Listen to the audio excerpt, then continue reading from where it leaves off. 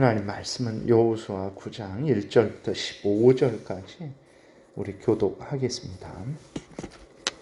이 일 후에 요단 서쪽 산지와 평지와 레바논 앞 대해 연안에 있는 헷사람과 아모리 사람과 가나안 사람과 브리스 사람과 히위 사람과 여부수 사람의 모든 왕들이 이 일을 듣고 모여서 일심으로 여호수아와 이스라엘에 맞서서 싸우려 하더라.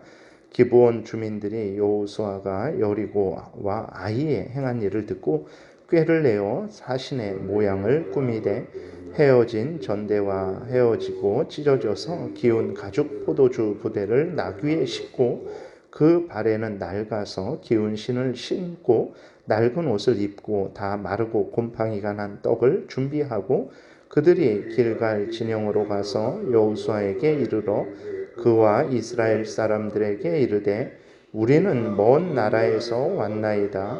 이제 우리와 조약을 맺읍시다 하니 이스라엘 사람들이 히위 사람에게 이르되 너희가 우리 가운데에 거주하는 듯하니 우리가 어떻게 너희와 조약을 맺을 수 있으랴 하나 그들이 여호수아에게 이르되 우리는 당신의 종들이니이다 하매 여호수아가 그들에게 묻되 너희는 누구며 어디서 왔느냐 하니 그들이 여호수아에게 대답하되 종들은 당신의 하나님 여호와의 이름으로 말미암아 심히 먼 나라에서 왔사오니 이는 우리가 그의 소문과 그가 애굽에서 행하신 모든 일을 들으며 또 그가 요단 동쪽에 있는 아모리 사람의 두 왕들 곧 헤스본 왕 시온과 아스타롯에 있는 바산 왕 옥에게 행하신 모든 일을 들었음이니이다. 그러므로 우리 장로들과 우리나라의 모든 주민이 우리에게 말하여 이르되 너희는 여행할 양식을 손에 가지고 가서 그들을 만나서 그들에게 이르기를 우리는 당신들의 종들이니 이제 우리와 조약을 맺읍시다 하라 하였나이다. 우리의 이 떡은 우리가 당신들에게도 오려고 떠났던 날에 우리들의 집에서 아직도 뜨거운 것을 양식으로 가지고 왔으나 보소서 이제 말랐고 곰팡이가 났으며 또 우리가 포도주를 담은 이 가죽 부대도 새 것이었으나 찢어지게 되었으며 우리의 이 옷과 신도 여행이 매우 길었으므로 낡아졌나이다 한지라 무리가 그들의 양식을 취하고는 어떻게 할지를 여호와께 묻지 아니하고 여호수아가 곧 그들과 화친하여 그들을 살리리라는 조약을 맺고 회중 족장들이 그들에게 맹세하였더라. 아멘. 기도드리겠습니다. 살아계신 하나님 아버지 감사합니다. 하나님의 말씀을 전하고 듣습니다. 성령께서 역사하셔서 하나님의 뜻을 잘 깨달아 알게 도우시고 성경을 통해서 알려주시는 대로 하나님을 믿고 섬기는 복된 신앙생활하게 도우소서. 감사드리고 예수 그리스도의 이름으로 기도드렸습니다. 아멘. 하나님께서 오늘 이스라엘 백성들로 하여금 애굽에서 나오게 하시고 홍해를 건너게 하시고 광야 40년을 보호하시고 또 요단강 그 저편에 있는 이제 그 바산왕 옥과 그 또 헤스본 왕 시온에게 하나님께서 또 역사하셨죠. 그래서 그들이 이스라엘 백성들에게 이제 전멸되게 하나님께서 역사하셨습니다. 그리고 요단을 건너서 여리고 성 또 아이 성을 차지하게 하신 것이 온 가나안 땅에 이제 들려졌어요. 이 소식을 들은 가나안 족속들이 어떻게 했습니까? 서로 연합해서 여호수아와 이스라엘에 맞서서 싸울 것을 굳게 다짐을 한 것을 우리가 오늘 본문 그 1절 2절에서 이제 확인하게 됩니다. 우리가 여기에서 하나님의 택한 백성들과 하나님의 백성이 아닌 자들의 그 특징을 볼 수 있는데 하나님의 백성들은 하나님의 역사하심을 들을 때에 자신들을 돌아보게 되죠. 그리고 또 하나님을 더욱 경외하게 됩니다. 하나님을 더 가까이 하게 돼요. 그러나 죄로 오염되고 부패된 자들, 하나님의 택한 백성이 아닌 자들은 하나님의 역사하심을 들을 때 어떻게 하냐면 자신을 더 강팍하게 합니다. 그리고 감히 하나님과 맞서 싸우려고 하는 그 마음을 가지게 되는 거죠. 그래서 오늘 본문에 있는 가나안 모든 족속들이 하나님의 그 전능하신 구원의 역사를 듣고도 보고도 그들은 어떻게 하냐? 하나님 앞에 무릎 꿇은 것이 아니라 오히려 하나님을 맞서서 싸워서 이기고자 하는 그런 악한 마음을 가지게 된 것을 보게 됩니다. 여러분, 우리들의 마음 상태를 우리들은 늘 점검을 해야 됩니다. 우리들이 그리스도인인데 하나님의 말씀을 들을 때마다 우리가 더 회개하게 되는지, 그리고 또 하나님을 더 사랑하고 하나님을 더 가까이 하게 되는지, 그렇다면 이제 하나님 앞에 감사한 일이죠. 그것이 올바른 신앙생활을 하고 있는 것입니다.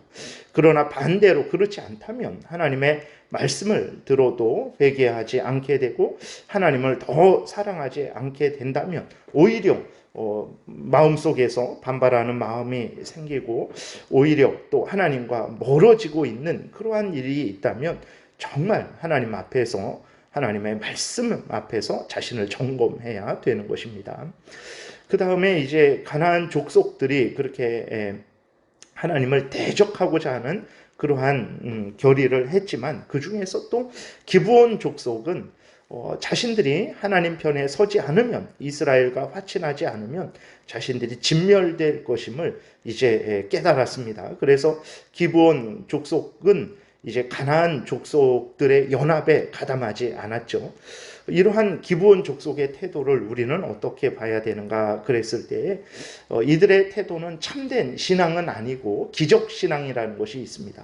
거짓된 신앙 중에서 기적신앙, 그러니까 바로 9절에 보게 되니까 그들이 여호수아에게 대답하되 종들은 당신의 하나님 여호와의 이름으로 말미암아 심히 먼 나라에서 왔사오니 이는 우리가 그의 소문과 그가 애굽에서 행하신 모든 일을 들으며 또 그가 요단 동쪽에 있는 아모리 사람의 두 왕들 곧 헤스본 왕 시혼과 아스다롯에 있는 바산 왕 옹에게 행하신 모든 일을 들었음이니이다 라는 이러한 그 자신들의 그 고백의 근거에 볼 때에 참된 그러한 하나님만이 상천하지에 참된 유일하신 하나님이시다라는 그러한 바른 믿음이 아니고 그들은 단지 그 놀라운 하나님께서 역사하신 기적을 보고 이제 두려워하는 그것을 기적신앙이다라고 하죠. 오늘날 그리스도인들도 이러한 참된 믿음을 갖지 않은 사람들이 많습니다. 그래서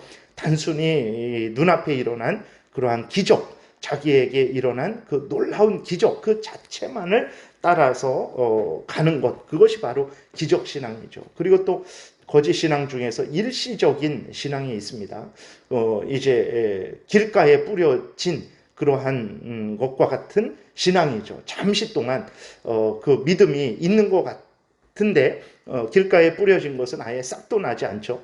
그러나 가시떨기에 돌짝밭에 뿌려진 것들은 잠깐 이렇게 싹이 납니다. 그렇기 때문에 그러한 끝까지 어떤 환난이나 역경이 있을지라도 그 다음에 이 세상에 유혹이 있을지라도 굴하지 않고 끝까지 믿음을 갖는 것이 참된 신앙인데 잠깐 이렇게 하나님을 예수 그리스도를 믿는 것 같은데 어떤 세상에 유혹이 있을 때에 그 다음에 어떤 핍박이 있을 때에 이제 배교하는 거죠. 그것을 일시적인 신앙이다라고 이렇게 말을 합니다. 그리고 또 거짓 신앙 중에 하나 또 있는데 역사적인 신앙이죠. 그러니까 예를 들어서 이순신 장군이 우리나라에서 그 참으로 있었던 임진왜란 때 우리나라를 구했던 장군이다. 그것을 나는 진짜로 믿는다. 그렇지만 그 이순신 장군을 그렇게 믿듯이 예수 그리스도가 뭐 이 땅에 계셨다라는 거, 나는 뭐 유대인이 거짓말하지 않고 이 성경이 뭐 사실적인 역사적인 기록이다라고 믿는다라고 그렇게 하면서 그냥 단순히 역사적으로 믿는 거예요. 그 예수 그리스도가 나의 구주시다. 나와 함께 하시고 나를 대신해서 십자가에 못 박혀 죽으셔서 나를 구원하셨다. 그리고 지금도 나를 지키시고 보호하시며 또 나를 위해서 기도하시고 나의 기도를 들으시고 나를 인도해 주신다. 그리고 때가 되면 다시 오셔서 나를 영원한 천국으로 인도하실 것이다 라는 그러한 그 예수 그리스도를 믿되 그 실제적인 역사적인 사실이라는 것을 믿되 그분이 나의 구주로서 지금 나와 교통하고 계시다라는 그러한 인격적인 그 믿음이 없는 거죠. 그냥 단순히 뭐 몇 년도에 무슨 일이 있었고 과거에 무슨 일이 있었고 그냥 이 사실만 믿는 거죠. 그러한 것들이 거짓 신앙이라고 이제 합니다. 그래서 기적 신앙, 일시적인 신앙, 거짓 신앙, 역사적인 신앙, 이런 것들은 참된 신앙이 아니죠. 그랬을 때 가나안 족속, 기브온 족속의 그러한 상태는 함부로 뭐 우리가 정확하게 안 나와 있으니까 우리가 말할 수는 없지만, 그러나 라합이 그 하나님을 자신의 하나님으로, 상천하지의 유일하신 하나님으로 믿고 그 하나님을 경외하고자 하는 그러한 믿음의 결단 차원과는 좀 다른 그러한 것으로 볼 때, 이러한 기브온 족속이 이렇게 행한 것은 그러한 자신들의 육신적인 생명, 그 다음에 하나님이 행하신 놀라운 그 기적, 많은 신들 중에서 참 저 신이 대단하다라는 그러한 차원의 그러한 것이 아닐까라고 이렇게 좀 생각을 할 수 있습니다.